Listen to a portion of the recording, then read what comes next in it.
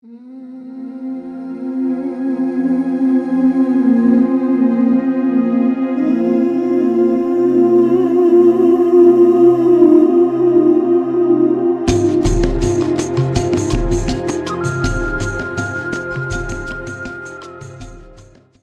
name is Fitzwal Remedios Santana de Souza. I was born in Bombay in not Parel, what's the place? Near the zoo. Perhaps that's why I've got functions that sound a little bit like animals. Can you tell me your father's name? My father was called Valente Eutimio da Sigmaringa de Souza. And which part of Goa did he come from? He comes from Ukasai near Mapsa in Bardes, Goa, and he was born in Goa. Can you tell me your mother's name? My mother was called Isilda Monteiro de Souza. And which part of Goa did she come from? Porvorim. She came from Porvorim, very near the house of that Rosario, Pinto Rosario.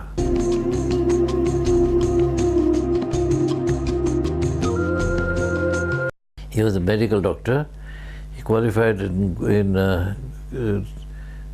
Bombay, in the only medical college that was there. I can't remember the name now. And he, at 1913, and he became a doctor, and he was invited with 9 other Goans to join the army, and with a starting salary of 900 rupees, which I believe in those days was quite high, and also he got a commission straight away. He was a painter captain in the army, and he was posted, his first posting was in Kabul in Afghanistan. And this would have been the British Army?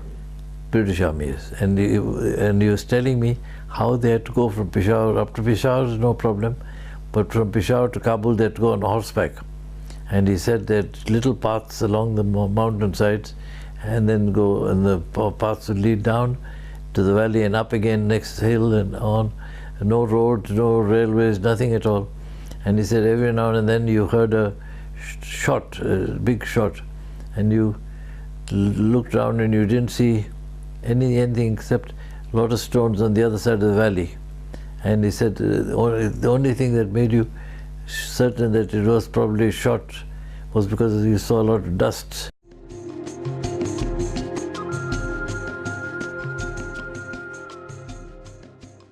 Where did your father set up practice?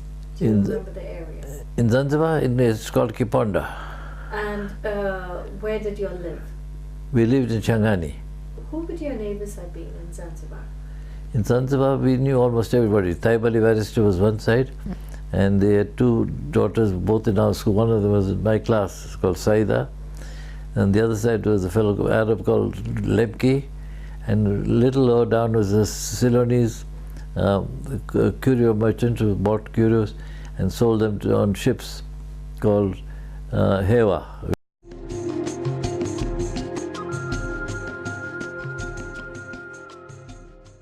A little bit about how you came to be involved in the Jomo Kenyatta case.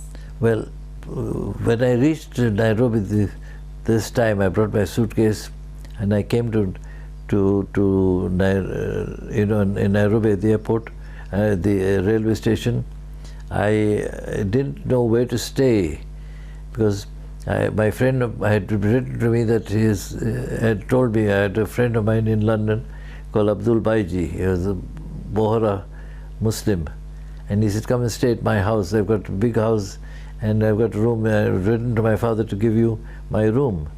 So when I got to this railway station, I rang up Abdul Baiji's father, and he came and picked me up, took me to his shop, and he said, well, come and stay with me. I said, no, I've got some books for, somebody had written to me for some books called Pio Pinto, and I thought it sounds an interesting person. They were all very leftist books, something I was very sympathetic with.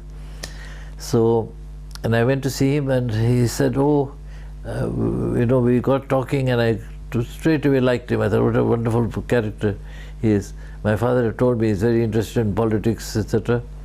My father himself was very, anti-racialism, anti-British government, but he was not involved in politics at all. So when I went to see him the first day, we met him at about 10 o'clock in the morning till about 7 or 8 at night. At 8 o'clock at night, we decided to go and have a bite. We went to Green Hotel, which was nearby there, an old Indian type tea room like, with some, we had a couple of samosas and tea. And then we went and walked home. When I said, "Where do you stay?" He said, "I've got staying in the servants' quarters, 3 in a room." We are 3 in a room. I said, "Now you're 4 in a room." So he said, "Most welcome, you come." And so we stayed together for about 2-3 weeks, and I was very happy with him. So the same first day when I came, a man called Jomo Kenyatta came to see him. He was very close, and they introduced me to Jomo Kenyatta. And I was very impressed. I said, the man has got a tremendous ego, but he's also got a tremendous charisma.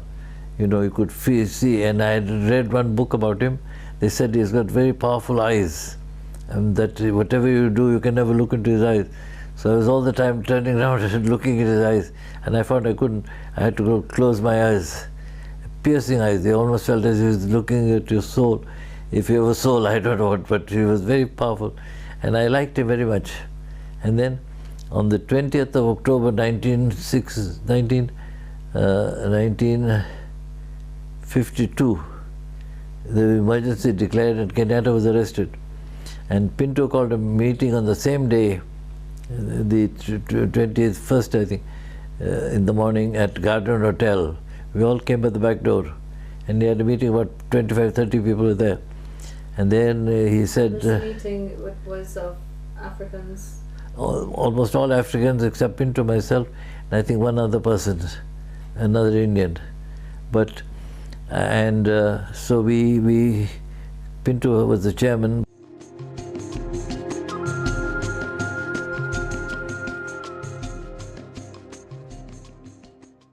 Now they lived very near us in Zanzibar, and we lived. Our house was facing the sea, or facing the harbour, and the beach was right there. Our house was right on the beach.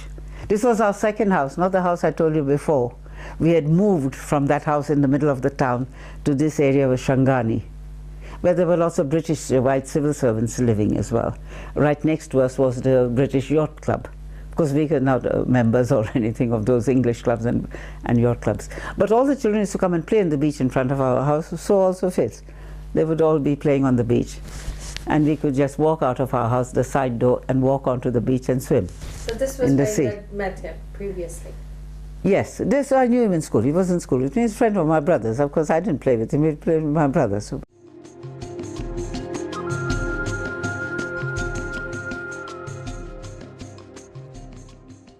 The revolution had already taken place. My brother and his wife they wanted to leave Zanzibar.